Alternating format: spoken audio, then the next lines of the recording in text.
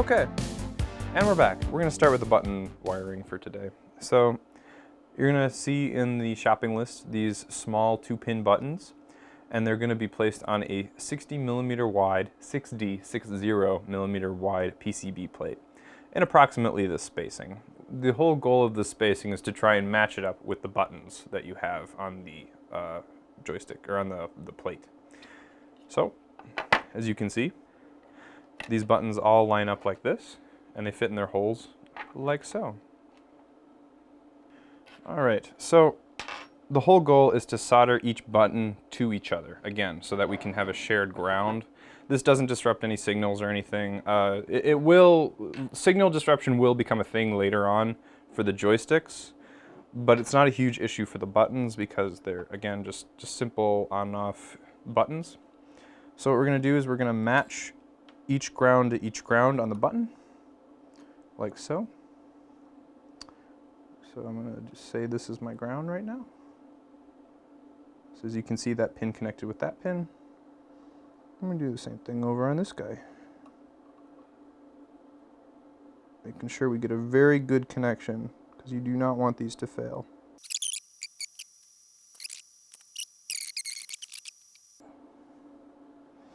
Okay.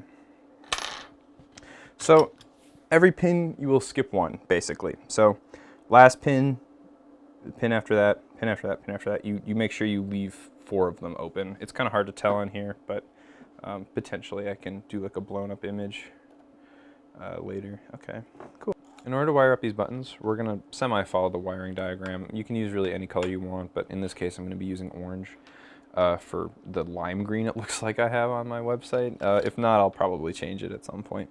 But that will go to your first wire right here. And again, it's just a super solder. Ow, I burnt myself. It's just a super simple solder onto the pin. So I'll do that from this way so you can actually see it, what I'm doing. Orange, yellow. And in the order that we're going right now, you're going to go ahead and see on the plate that I actually have them labeled on the inside as well.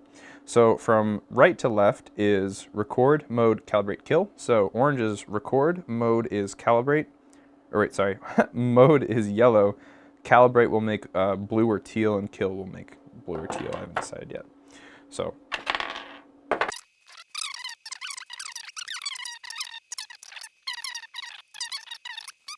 just a little second here, and we'll finish up with this dark blue.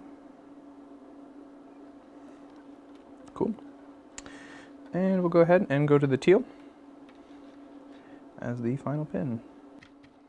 Okay, we have all of our pins here ready to go. The only thing now we're missing is the universal ground. We're gonna actually just cut this bad boy off. Cool.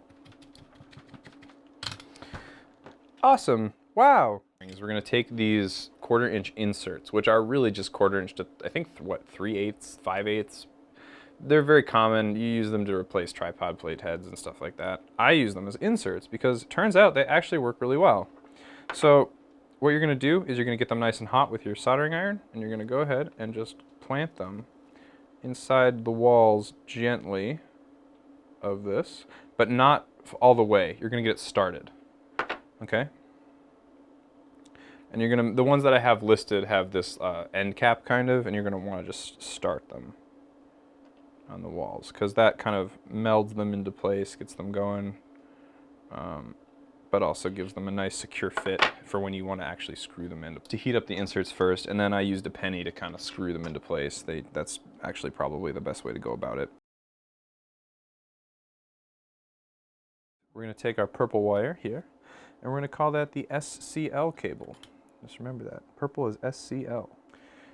All right, and now we're gonna go ahead and work on the gray wire, which is gonna be the SDA cable. Okay. All right, we're gonna solder on our voltage cable. Okay, and you gotta make sure that these cables don't touch, obviously.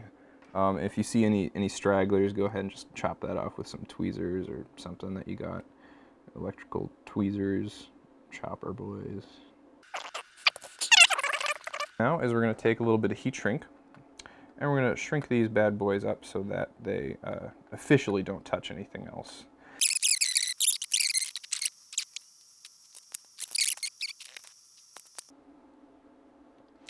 So again, purple, SCL, gray, SDA, voltage is red, ground is black.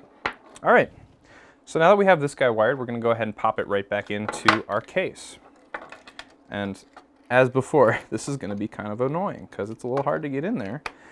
And I might change the cat up at some point so that it's not so damn annoying, because there's really no need. There it goes. Snug fit. I'm also going to leave this screen on for the person that's buying this controller so that they can have that satisfactory peel off. Lord knows I would want that.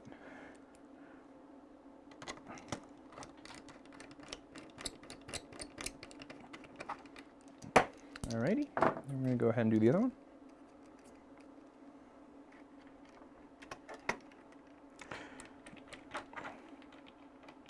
Cool. All right. Step number 2 of, well, maybe not 2. I don't know where we're at this point. Okay.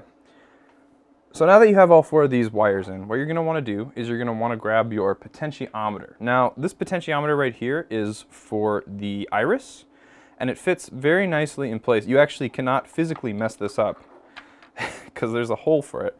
It fits right in place here. So as you can tell, you have 3 pins on this potentiometer, and it kind of locks because there's a little notch inside the plastic right there. So what we're going to do is we're going to take these 4 pads and we're just going to go ahead and cut off the existing tabs on them, and we're going to go ahead and secure it with a washer and a screw. And by screw I mean bolt.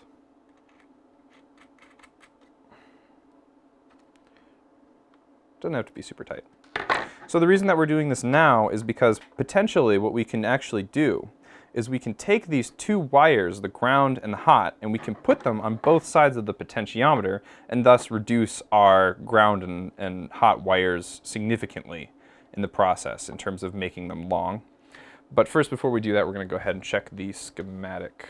Hey guys, future dumb Kaz here. Basically, don't solder the hot to the potentiometer. That could mess it up. Save that for later. I'm sorry. We're going to make the right side the ground and the left side the hot. So in order to wire these guys up, we're going to want a little slack on them, but it's basically the same process as before. You just cut your black and red wire to fit the right size, and you go ahead and trim them, and you put a little solder down wherever one might require it.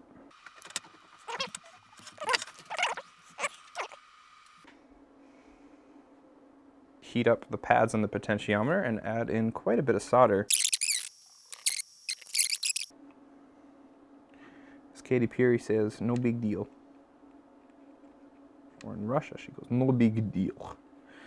All right. Cool. It's very sweaty down here. And we're going to go ahead and take these buttons and put them in position right here. Remember, we made this PCB board not long ago. All right. Alrighty, so now you have your screws very nicely in place, and they're just going to go ahead and hold these buttons. As you can see, all the buttons are kind of jiggling around. They're not going to fall out. That's pretty good.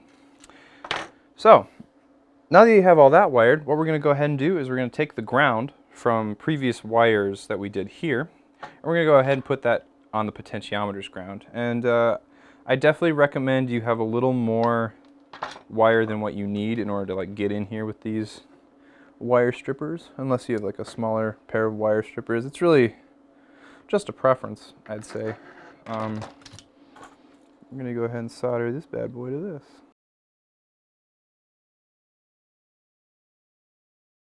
Cool. As you can see, we now have ground to ground. All of the buttons are properly wired with their assorted pins, hot to hot on various sides. And we are going to go ahead and move into the next stage, which is going to be the joystick.